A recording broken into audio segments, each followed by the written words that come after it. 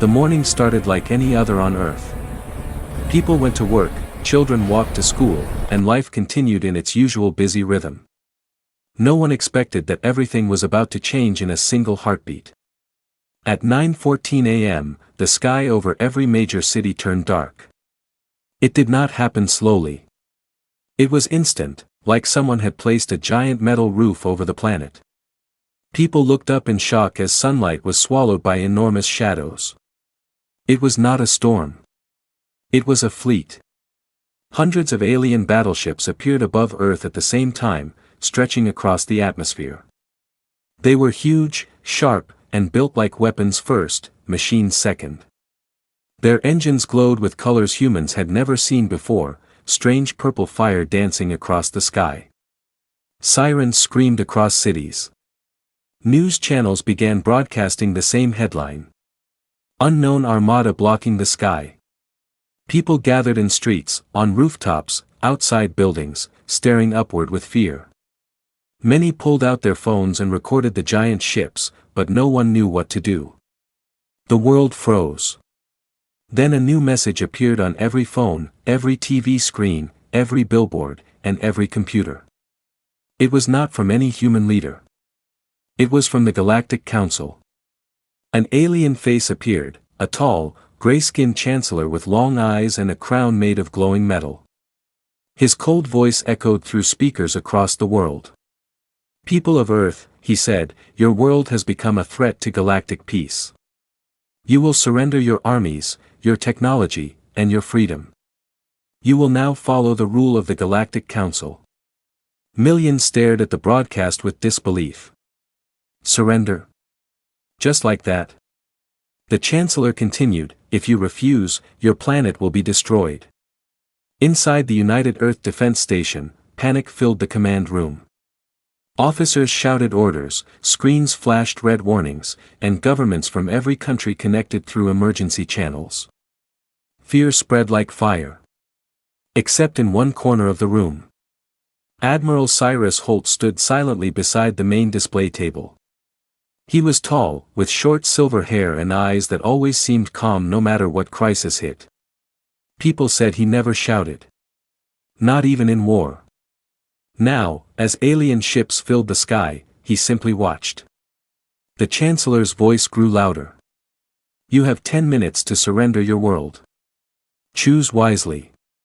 Officers turned to Admiral Holt. They expected him to panic like everyone else. Most humans would break under such a threat. But Holt did not move. He pressed one button and connected Earth's reply channel to the Council. "Earth must answer," an officer whispered. "Yes," Holt said quietly. "And we will." The screen changed. The Chancellor looked annoyed, maybe even amused, expecting a human to beg for mercy. But Holt did not beg. He did not speak at first. He only looked at the alien leader with a calm expression, and slowly, very slowly, a cold grin formed on his face. Not a friendly smile. Not a polite smile. It was a warrior's grin, sharp, hard, dangerous. The entire command room went silent. Even the alien leaders froze on the screen. It was a smile they had never seen from humans before. A smile that did not show fear. A smile that showed promise, of pain, of defiance, of something the galaxy had forgotten humans were capable of. Holt finally spoke. "You want our surrender? Then come take it." Those 6 words echoed across Earth. People watching the broadcast felt their fear turn into something stronger, pride. All around the world, humans lifted their heads and stood straighter. A strange feeling spread through the crowds. Courage. The Chancellor's face twisted with anger. "You dare challenge the Council? Your planet is nothing." Holt tilted his head slightly, still smiling. "You will learn what Earth really is." Then he ended the transmission. Inside the alien flagship, chaos erupted. Council commanders shouted warnings, trying to regain control. By their rules, humans should have been weak. Humans should have begged. But instead, Earth stood tall. And the galaxy did not know what was coming next. Back on Earth, Holt gave a quiet command to the room. Prepare the defense fleet. Activate everything. Today, we teach them. Screens came alive with new codes, human warships rising from hidden bases, and energy waves building across the sky. People on the ground looked upward, watching as the first human ships broke through the clouds, dark, powerful, and nothing like what aliens believed Earth possessed. A new chapter had begun. And it all started with one cold grin. The alien fleet expected Earth to panic after Admiral Holt's cold grin. Instead, something very different happened.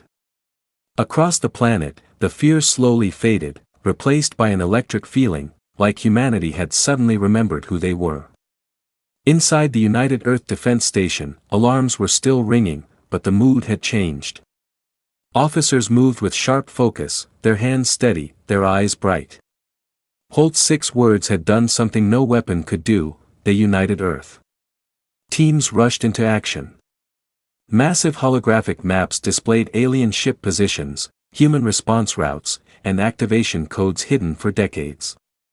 These were not ordinary defense plans. They were the secret projects humanity had kept buried from the galaxy. Holt stood in the center of the command deck as officers activated the programs. All systems ready, sir, a young officer said. Holt nodded. Begin the Rising Sky Protocol. The officer hesitated. Sir, are we truly using that? Holt's expression stayed calm. They wanted us on our knees. Now they will see the truth about Earth. The officer swallowed and pressed a glowing command tile on the console. At that moment, something enormous moved beneath Earth's oceans. All across the planet, people stood frozen as the ocean split, not like waves, but like a giant door opening. From the deep blue darkness, titanic black shapes rose toward the surface. Water exploded upward as giant metal hulls emerged, larger than anything built on land. These ships had never been seen by the public. Not even most militaries knew about them. From Tokyo to New York to Cape Town, people stared as the first Leviathan-class warships climbed into the sky, shaking the air with their weight and power. Their armored hulls dripped with ocean water, glowing with blue lights like awakened beasts. Parents pointed up. Children screamed with excitement. Soldiers saluted. One old man whispered, "So, they finally woke the giants." In space, alien commanders watched with growing fear. Their sensors could hardly read the ship's technology. The human ships were too dense, too advanced, too quiet. They looked nothing like the primitive species described in council reports. The Chancellor ordered his officers, "Scan them. Identify the weapon type." His officers scrambled. Screens flickered. The scans failed. "What do you mean, fail?" the Chancellor barked. "Sir, the human ships are running an unknown encryption. We cannot read anything. We cannot even see what powers them." For the first time, the Chancellor's expression cracked. Back on Earth, Holt watched the Leviathan ships rise into orbit, followed by dozens more dreadnoughts from hidden mountain bases, desert hangars, and underground vaults. Holt turned to his officers. Status of the fleet. Over 100 Leviathan-class ships online, 74 Phantom-class cruisers, all stealth wings online, and the Sentinel cannons are powering up in orbit. Holt's calm eyes focused on the main screen showing the alien armada. "They think we are behind the galaxy," he said quietly. "Let us show them how wrong they are." A message flashed, "Incoming Council transmission." The Chancellor appeared again, but this time his voice shook slightly. "Earth, this escalation is unnecessary. Lower your weapons." Holt raised an eyebrow. "You threatened our planet. You demanded our freedom. You brought your armada to our sky." He leaned forward. "You do not get to act afraid now." The Chancellor hissed. "You cannot win against the Council. We command the galaxy." Holt's voice stayed calm. "You command the galaxy. But you do not understand humanity. He cut off the transmission. The alien fleet moved into attack formation. Their weapons glowed. Their engines roared. They prepared to fire the first strike. On Earth, millions watched the sky screens showing the alien ships charging their cannons. People held their breath. Some prayed. Others clenched their fists. In the defense station, an officer whispered, "Sir, if they fire first, casualties." Holt raised a hand. "They will fire," he said. "It is in their nature." He turned to the communication officer. "When they do, release the curtain." The officer froze. "You mean, the quantum curtain, sir?" "Exactly." Everyone on the deck stiffened. The quantum curtain was the most secret project of all, a shield technology that even human scientists called impossible. Holt's voice was steady. "They will attack in seconds.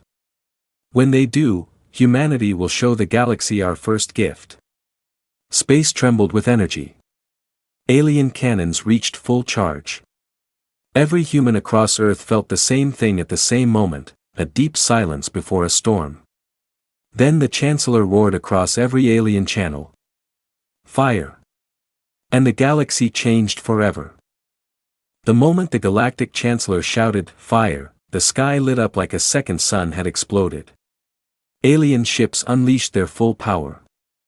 Thousands of plasma beams, laser lances, ion bursts, and gravitational shock cannons shot toward Earth's rising fleet. To the aliens, this was a guaranteed victory. Their weapons had destroyed continents on other worlds. No species had ever survived a full strike from the Galactic Council. Inside Earth's defense station, officers watched the incoming attack on giant screens.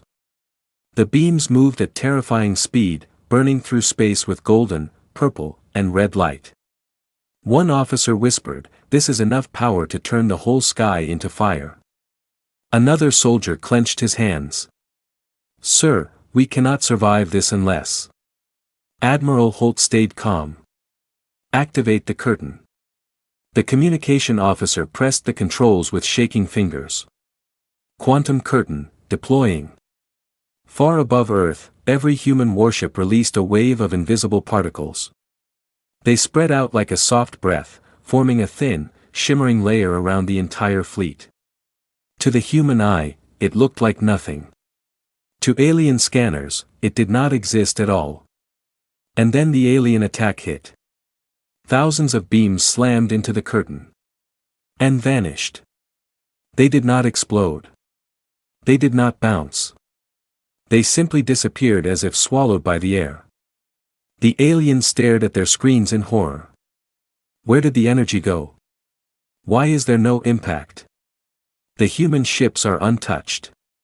What is this shield? Inside the alien flagship, commanders yelled at each other, unable to understand what happened. Their energy readings showed something impossible. The attack never reached the human ships. The curtain absorbed it all. On Earth, civilians watching the sky expected destruction, but nothing happened. The alien beams blinked out of existence before touching the human fleet. People gasped. Children cheered. Soldiers let out shaky breaths. In the defense station, Holt spoke softly, "The curtain worked." "Good." The officer beside him looked stunned. "Sir, it did not just work. It erased the attack. Like it never existed." Holt nodded. "Yes. That is what it was built for." The aliens did not stop firing. More beams came. More explosions. More shockwaves.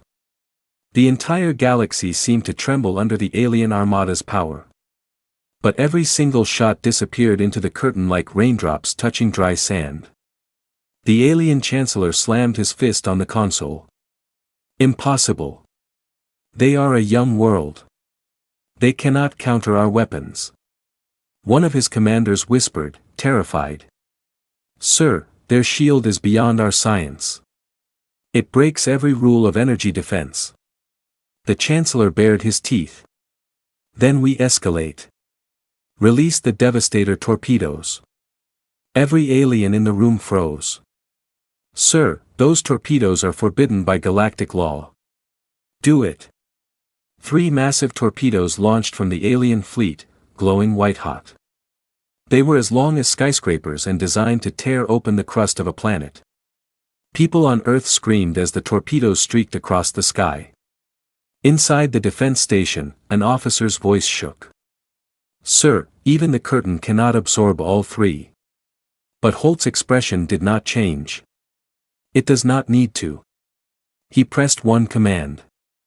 Release the Phantoms.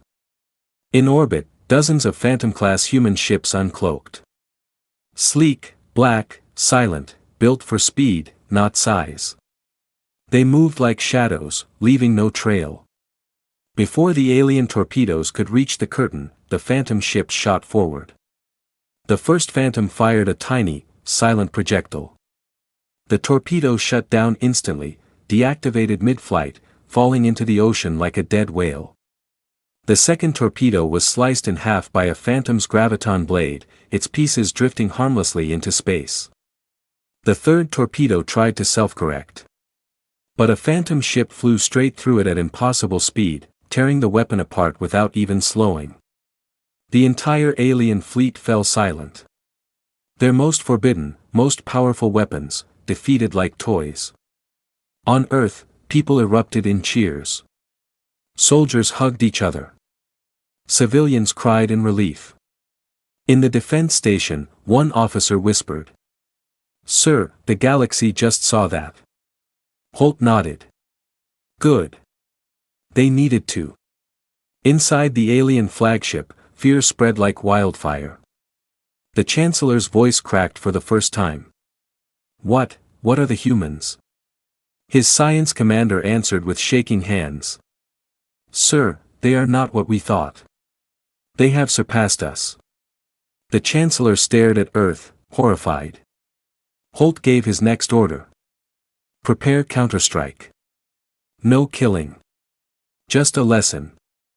The galaxy was about to witness something it would never forget. The alien fleet floated in complete silence. Their strongest weapons had failed. Their forbidden torpedoes had been destroyed like scrap. Their beams had vanished into the quantum curtain as if the universe itself had swallowed them. Inside the alien flagship, panic spread like a virus. Commanders whispered. Officers trembled. Even soldiers trained for galactic war felt their legs grow weak.